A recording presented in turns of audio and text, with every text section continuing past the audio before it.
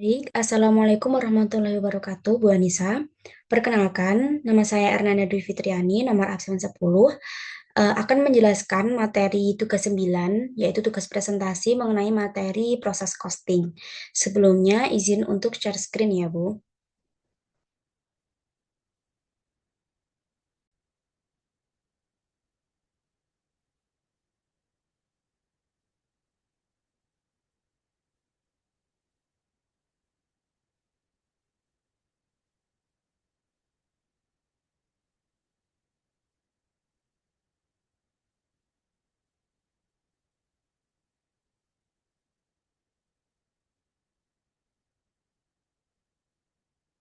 Baik, saya akan menjelaskan mengenai materi proses costing. Selanjutnya, gambaran singkat mengenai proses costing, yaitu proses costing adalah suatu metode akuntansi biaya yang digunakan untuk menghitung biaya produksi pada perusahaan yang dimana perusahaan itu dalam menghasilkan produk itu secara terus-menerus, secara massal, dan berkesinambungan melalui serangkaian proses. Serangkaian proses ini dimaksud biasanya kan kalau eh, suatu perusahaan atau pabrik itu pasti mempunyai beberapa departemen untuk menghasilkan suatu produk sampai menjadi produk barang jadi. Nah, di mana produk-produk itu yang dihasilkan dalam suatu perusahaan tersebut merupakan produk yang seragam atau identik dan jumlah yang dihasilkan per bulan sama dengan ada perencanaan produksi. Jadi biasanya itu ada perencanaan produksi setiap bulannya. Jadi setiap bulan itu kita tahu mau produksi berapa dengan rincian produk-produknya apa, semacam itu. Selanjutnya, perbedaan sistem perhitungan biaya berdasarkan proses dan juga pesanan. Nah, di sini dalam job order costing itu biaya dihitung pada setiap pesanan. Karena kan kalau di order costing setiap kita memproduksi barang itu kita harus mau menerima pesanan dulu. Jadi kita memproduksinya itu tergantung dengan pesanannya semacam itu. Jadi kita menghitungnya otomatis juga setiap pesanan dan setiap pesanan itu juga belum tentu sama. Kemudian kalau untuk proses costing, itu biaya itu diakumulasikan per departemen per periode akuntansi. Karena kan tadi produknya kan yang dihasilkan selalu sama. Nah, maka akan perlu beberapa departemen untuk menghasilkan produk tersebut. Jadi departemen per departemen itu pasti mempunyai eh, biaya yang dikeluarkan, kemudian diakumulasikan setiap periode tertentu. Misalnya umumnya itu diakumulasikan setiap bulannya. Jadi ada rincian tiap departemen itu mengeluarkan biaya apa saja dan produk apa yang berapa unit produk yang dia hasilkan. Kemudian, produk yang dihasilkan umumnya memiliki spesifikasi tertentu. Karena berdasarkan pesanan, otomatis kan pasti ada namanya kayak request atau permintaan tertentu dari pelanggan terhadap pesanannya. Jadi setiap pesanan itu pasti ada mohon maaf, ada spesifikasi yang berbeda-beda.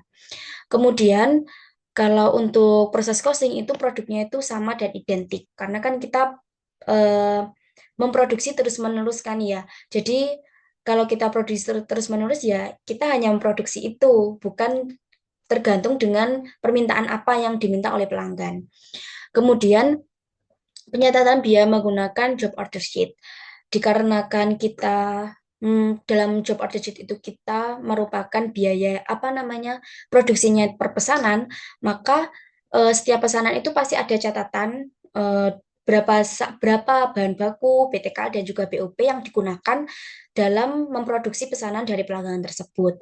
Kemudian kalau untuk proses costing itu pencatatan biaya dilakukan pada laporan produksi atau laporan biaya produksi per departemen. Jadi tiap departemen itu pasti punya laporan biaya produksi untuk mempertanggungjawabkan biaya-biaya yang dia keluarkan atau yang dia gunakan dalam memproduksi produk yang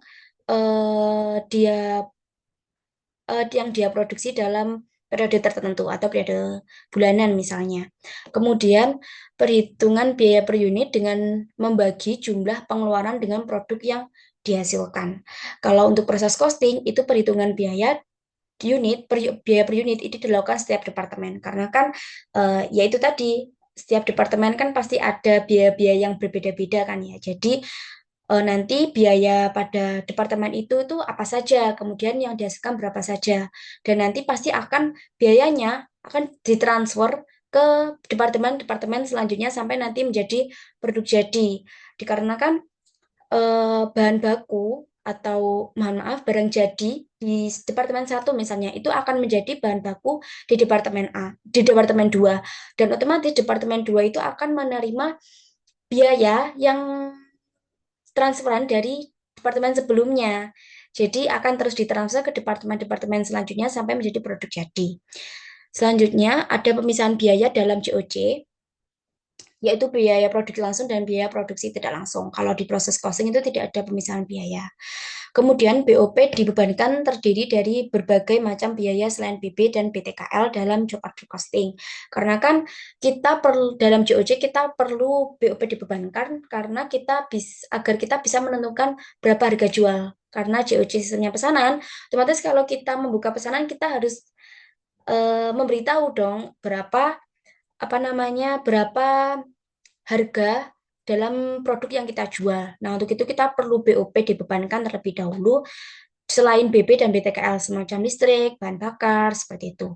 Kalau dalam proses costing itu BOP-nya itu umumnya bisa menggunakan BOP aktual saja, tidak perlu menggunakan BOP dibebankan. Tapi juga bisa, teman umumnya bisa langsung BOP sesungguhnya saja karena kan di sini biayanya itu bukan untuk menentukan harga jual yang penentuan saat harga jual di awal gitu kan, tapi hanya untuk pengendalian saja, tapi juga untuk penentuan harga jual, cuma tidak di awal. Jadi biaya-biayanya itu bisa langsung dimasukkan ke barang dalam proses. Next, akuntansi untuk biaya bahan baku, tenaga kerja, overhead, dan dalam proses costing. Nah, perbedaan utamanya antara akuntansi di JOC dan juga PC itu yang pertama, semua biaya itu dibebankan dan dicatat berdasarkan departemen, bukan per pesanan. Kemudian, jika membutuhkan lebih dari satu departemen untuk menghasilkan produk, biaya ditransfer dari departemen satu ke departemen yang lain-lainnya. Jadi, departemen lain akan menerima transferan biaya dari departemen sebelumnya sampai menjadi produk jadi. Kemudian, yang pertama untuk bahan baku, itu dasar pencatatannya itu menggunakan bukti permintaan bahan baku untuk pengendalian bahan baku. Kemudian jika tidak, maka metode persediaan menggunakan periodik, yaitu dari persediaan awal kita tambahkan dengan pembelian dan kita kurangkan dengan persediaan akhir. Jurnalnya, yaitu misal itu barang dalam proses Departemen satu ini sebenarnya itu hanya untuk memudahkan kita ada pengertian Departemen satunya ini.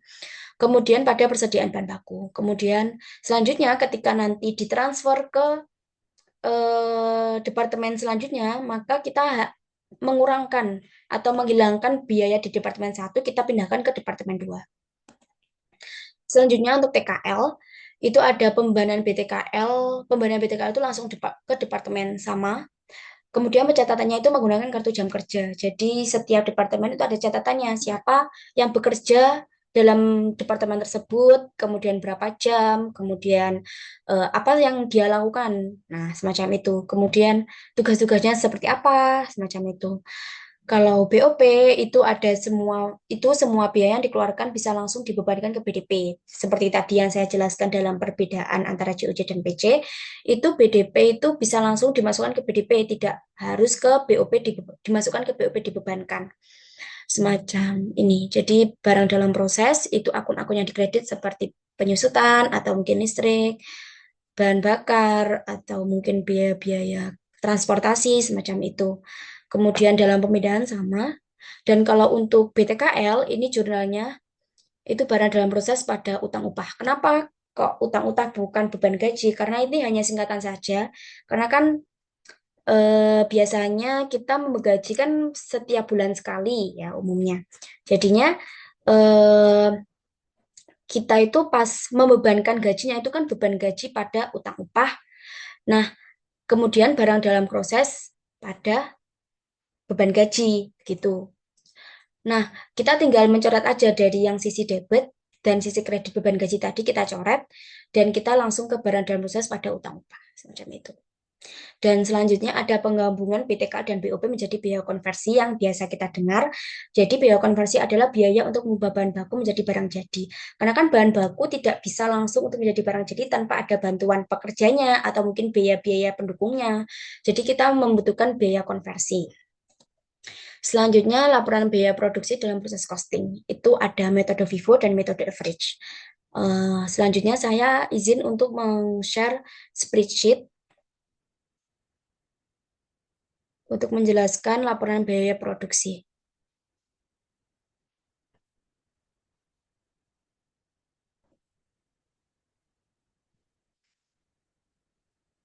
Jadi, di sini saya menggunakan salah satu soal di buku untuk saya gunakan sebagai contoh pembuatan laporan biaya produksi dengan menggunakan metode FIFO dan juga metode LIFO. Nah, dari soal ini ada beberapa informasi yang bisa kita jadikan untuk membuat laporan biaya produksi. Nah, itu biaya yang dibawakan departemen ada biaya pada persediaan awal yang melekat pada persediaan awal dan biaya yang ditambahkan pada bulan berjalan sebesar ini. Kemudian catatannya ada persediaan awal barang dalam proses, itu seperti kiriman dari periode sebelumnya, jadi menjadi BDP awal di periode yang ini sebanyak 100 unit dengan tingkat penyelesaian BB-nya 60% dan biaya konversinya 20%. Kemudian ada unit yang ditransfer ke departemen selanjutnya yaitu 850 unit. Dan ada persediaan akhir sebanyak 150 unit dengan tingkat penyelesaiannya BB-nya 100%, TKA-nya 60%, dan BOP-nya 50%. Nah, selanjutnya untuk perhitungannya, dalam kita perlu menghitung rumus unit ekuivalen agar kita bisa mengetahui kayak kita itu bisa mengira-ngira, bukan mengira-ngira, seperti kita mengetahui dengan rumus tertentu berapa sih sebenarnya jadinya barang tersebut. Nah, jadi rumusnya untuk metode Vivo itu ada BDP awal kita kali dengan tingkat penyelesaian yang masih dibutuhkan. Karena kan dalam BDP awal tadi ada 100 unit. Cuma kan ada dalam tingkat penyelesaiannya itu kan ini masih belum 100% penuh dalam 100 unit tersebut. Jadi kalau di metode Vivo kita tidak menggunakan langsung 60% atau 20%-nya, tapi kita membutuhkan berapa persen sih kita yang dibutuhkan untuk menyelesaikan produk tersebut. Nah, semacam itu. Kemudian ada produk jadi dikurangi dengan BDP awal. Nah, ini untuk memisahkan produk jadi dari, kan itu kan pasti tadi kan ada 100% barang dalam proses. Nah, kemudian ada barang jadi atau barang yang ditransfer ke departemen berikutnya itu 850. Dalam 850 itu kan pasti ada 100 unit dari barang dalam prosesnya. Nah, rumus produk jadi dikurangi BDP awal itu biar kita mengetahui berapa sih produk dari pure periode tersebut yang jadi juga pada periode tersebut. Tidak ada campuran dari BDP-nya. Kemudian kita tambahkan dengan BDP akhir dan tingkat penyelesaiannya. Yang pertama, untuk menghitung yang ini, BDP awal dikali tingkat penyelesaian yang dibutuhkan, itu tadi kan BBB-nya itu masih 60%. Jadi kita masih membutuhkan 40% ya kan. Tinggal kita kalikan saja dari 100 unit, kita kalikan dengan 40%.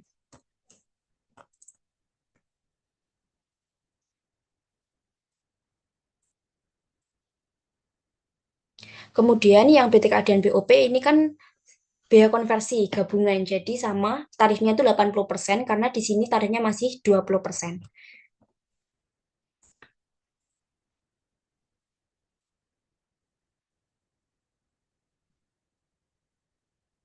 Semacam ini.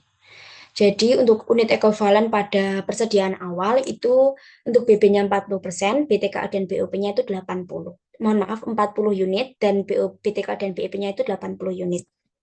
Kemudian yang kedua itu untuk menghitung ini produk jadi dikurangi produk awal yaitu dengan istilah dimulai pada periode tersebut dan selesai juga pada periode tersebut juga yaitu unit keluar dikurangi persediaan awal. Jadi kan unit keluarannya 850. Kemudian kita kurangkan dengan persediaan awalnya 150. Mohon maaf 100. Tinggal kita kurangkan.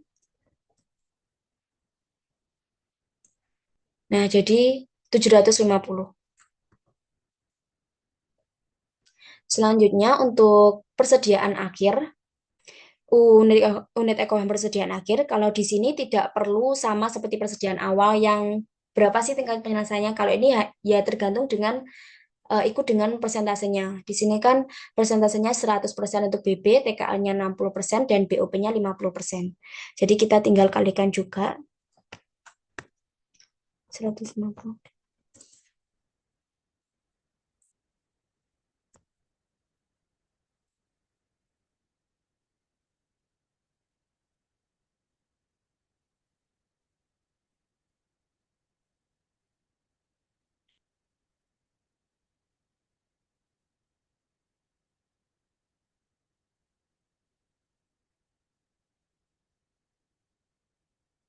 Nah, ini unit ekuivalen pada persediaan akhir.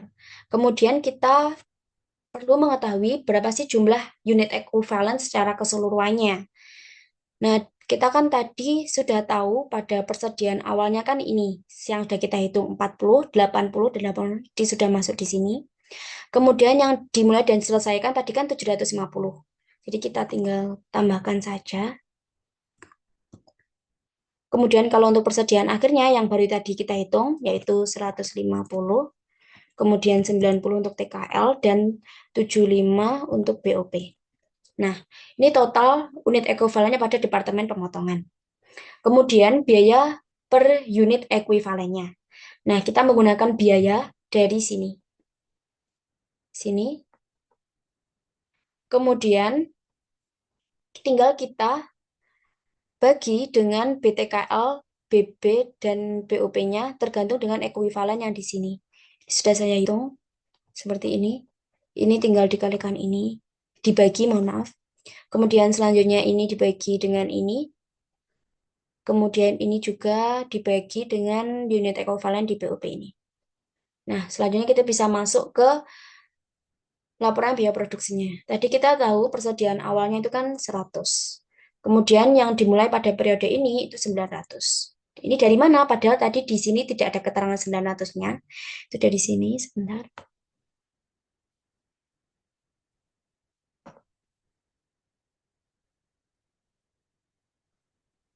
Jadi, kita bisa mengetahui dengan cara unit yang ditransfer ke departemen berikutnya tadi kan 850 dan pada persediaan akhirnya itu kan 150. Jadi unit produksi yang terjadi pada departemen itu kan jumlahnya 1000. Nah, kemudian tapi kan dalam 1000 itu kan pasti ada apa namanya barang dalam proses awal, ya kan? Nah, maka itu kita tinggal kurangi dengan 100, tadi kan persediaan awalnya 100, maka ada 900. Jadi ini adalah produksi atau unit produksi yang pure diproduksi pada bulan tersebut, semacam itu. Kemudian ini tinggal kita sum, kita jumlahkan, hasilnya 1000. Kemudian tadi yang ditransfer itu 850 dan persediaan akhirnya itu 150. Sama ini kita sum juga. Nah, hasilnya sama antara ini dan ini 1000 dan juga 1000 di sini harusnya harus sama.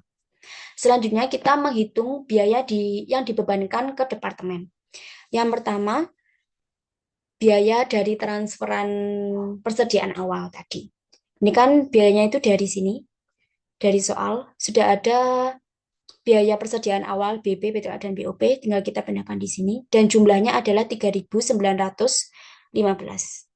Kemudian biaya ditambahkan selama periode dari sini juga. Jadi dalam periode itu di departemen tersebut telah mengeluarkan bahan baku BTKL dengan rincian seperti ini dan dengan jumlah 92.540.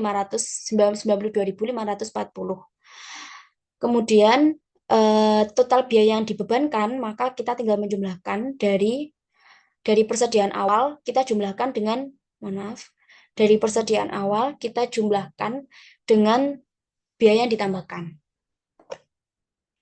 Selanjutnya, untuk unit ekuivalennya yang sudah kita hitung tadi kan kita sudah menghitung jumlah ekuivalen itu 940 untuk BP, 920 untuk TKL, dan 905 untuk BOP. Tinggal kita masukkan saja. 940, kemudian 920, kemudian 905. Nah, untuk biaya per unitnya ini tinggal kita bagi saja. Ini kita bagi, kita bagi dengan ini.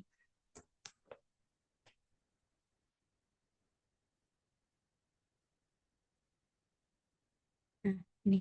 Jadi total biaya per unitnya itu adalah 100. Jadi tadi kan ini cuma rincian per BB, TKL, dan juga BOP-nya. Nah, kalau dalam satu per unitnya itu kita membutuhkan biaya per unitnya itu yaitu Rp100. Selanjutnya untuk biaya yang dipertanggungjawabkan. Yang pertama, biaya yang ditransfer ke Departemen Perakitan. Nah, yang ditransfer di Departemen Perakitan tadi ada 850 unit. Nah, dalam 850 unit itu kan juga ada 100 unit dari BDP. Jadi kita pisahkan antara BDP-nya dengan biaya dengan produk yang pure dari bulan atau periode tersebut. Tadi kan dalam persediaan awal ada 100 unit semuanya. Kemudian dengan tingkat penyelesaian tadi sebenarnya 60 dan 80, tapi kan kita hanya perlu mengambil yang perlu diselesaikan saja. Jadi 40 dan juga 80. Kemudian yang ini yang kita hitung tadi, yang dimulai dan diselesaikan ini 750 kita masukkan dengan tingkat penyelesaian 100%, karena kan sudah jadi. Kemudian unit ekuivalennya, kita masukkan saja yang di sini, yang sudah tadi kita hitung. Kemudian, kalau di sini tetap 750. Dan biaya per unitnya, itu kita mengambil dari sini.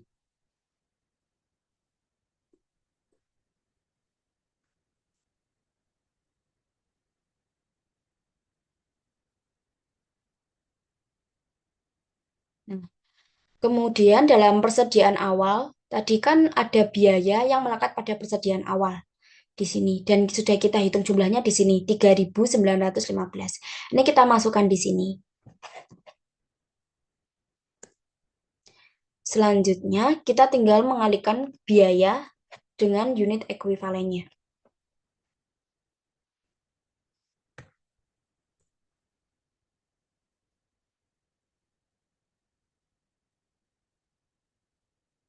Nah, jadi total biaya yang ditransfer ke Departemen Perakitan itu sebesar 84.935. Selanjutnya, untuk itu adalah persediaan akhir BDP. Tadi kan tentang yang ditransfer, kemudian ini tentang persediaan akhir BDP. Itu tadi kan persediaannya unitnya 150 dengan tingkat penyelesaiannya ada yang 100 untuk BB, 60% untuk TKL, dan 50% untuk BOP. Kita masukkan semuanya di sini, sudah saya masukkan. Kemudian tinggal kita kalikan, ya, dan kita tinggal copy saja dari sini. Nah, selanjutnya ini biaya per unitnya sama dengan yang di sini.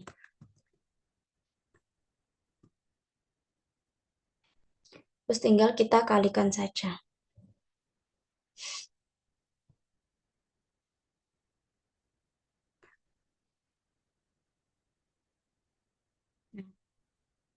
Nah, kemudian kan ini sudah ketemu biaya dalam yang digunakan dalam BDP akhir. Kemudian untuk mengetahui total biaya yang dipertanggungjawabkan itu kita tinggal menambahkan biaya dari sini, dari yang kita transfer ke departemen selanjutnya atau barang jadinya kita, atau barang jadi di departemen tersebut. Kemudian kita tambahkan dengan BDP yang masih belum selesai, tapi yang sudah kita produksi juga di sini. Dan hasilnya ini harus sama dengan yang di sini. Karena sebenarnya ini konsepnya juga sama. Maka ini harus sama. Kalau sama, maka sudah benar. Untuk selanjutnya, untuk metode average. Perhitungannya, itu kita rumusnya berbeda dan lebih simpel dari Vivo. Yaitu seperti umumnya, itu rumus unit ekuivalen, produk selesai, kita tambahkan dengan BDP akhir yang sudah dikalikan dengan tingkat penyelesaian. Jadi kita tidak perlu mengotak-atik tentang persediaan awalnya. Kalau tadi kan masih ada tentang persediaan awal. Kalau ini hanya perlu tentang persediaan akhirnya saja. Tadi yang sudah ditransfer 850 dan kita tadi sudah menghitung unit ekuivalen persediaan akhirnya segini. Kemudian yang berbeda untuk jumlah unit ekuivalennya, kita hanya perlu menambahkan barang yang ditransfer dengan unit ekuivalen persediaan akhir saja. Kalau yang di sini kan masih ada persediaan unit ekuivalen, mohon maaf ini salah. Unit ekuivalen persediaan akhir, kemudian yang dimulai dan diselesaikan, dan ada persediaan akhir. Kalau ini cukup ditransfer ke departemen selanjutnya dan persediaan akhirnya.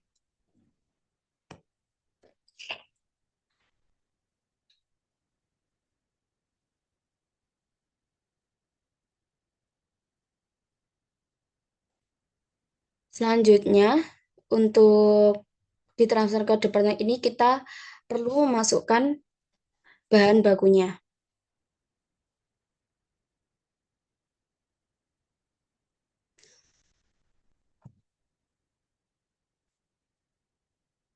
Bahan bakunya tadi kan 850. Ini semuanya sama. Kemudian untuk persediaan akhirnya kita tinggal masukkan dari sini.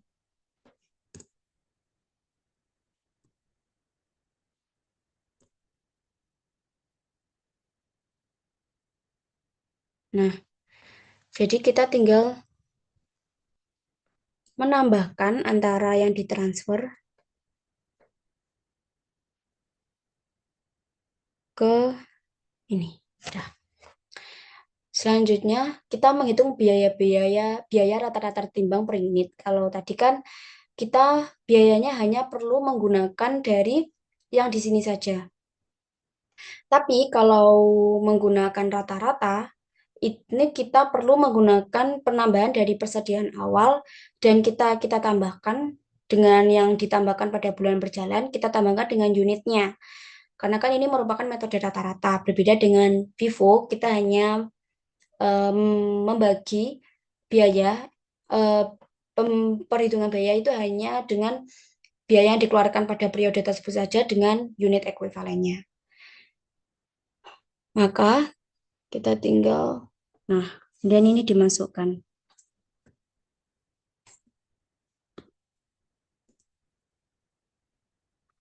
Nah, di sini ada sedikit perbedaan dengan biaya pada ekuivalen. Di sini 49,50, di sini 49,47. Hanya berbeda beberapa eh, nominal saja, 0, berapa. Kemudian kita lanjut ke laporan biaya produksinya.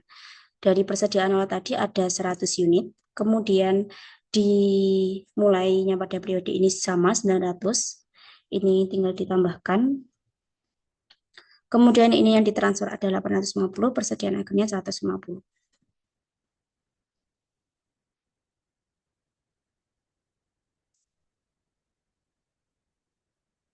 Hasilnya sudah sama antara ini dengan ini, 1000. Jadi tandanya itu sudah benar. Kemudian biayanya sama, kita menambahkan dari biaya-biaya pada persediaan awal di BB, BTK, dan BOP, dan jumlahnya segini. Kemudian yang biaya ditambahkan juga segini. Dan biaya yang dibebankan dari penjumlahan persediaan awal dan yang ditambahkan itu 96.445. Kemudian unit ekuivalennya itu dari perhitungan yang di sini sudah dirumus tadi, jadi sudah langsung masuk. Kemudian ini juga sudah dirumus perhitungannya seperti yang disebutkan tadi, penambahan antara biaya persediaan awal, kemudian ditambahkan dengan biaya yang ditambahkan pada periode tersebut, kita bagi dengan unit ekuivalennya. Dan total biaya per unitnya itu 99,93. Selanjutnya untuk biaya yang dipertanggungjawabkan itu yang ditransfer ke Departemen Perakitan 850. Sedikit berbeda dan lebih singkat daripada metode Vivo karena di sini langsung yang ditransfer saja, tidak ada perincian. Kalau di sini kan ada rincian dari persediaan awal dan juga yang dimulai pada periode tersebut. Kalau di sini hanya langsung yang ditransfer saja tanpa ada rinciannya. Kemudian untuk rincian persediaan akhirnya itu unitnya 150 dan tingkat penyelesaiannya sama yang sudah dihitung lagi tadi. Kemudian kita masukkan ininya, hasil perhitungannya. Selanjutnya biaya per unitnya itu kita tinggal masukkan sama dengan yang di sini.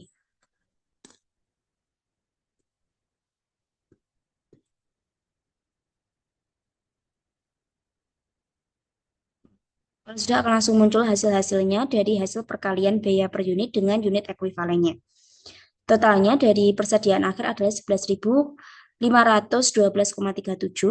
dan untuk total biaya yang dipertanggungjawabkan itu kita tinggal menambahkan dari biaya persediaan akhir dengan biaya yang sudah ditransfer. Kalau misalnya hasilnya sudah sama dengan yang di sini, tandanya itu laporannya sudah benar. Sekian dari penjelasan mengenai laporannya. Apabila kurang lebihnya mohon maaf, Bu. Izin kembali ke PPT. Sudah sekian dari saya. Kurang lebihnya mohon maaf apabila ada salah kata. Wassalamualaikum warahmatullahi wabarakatuh.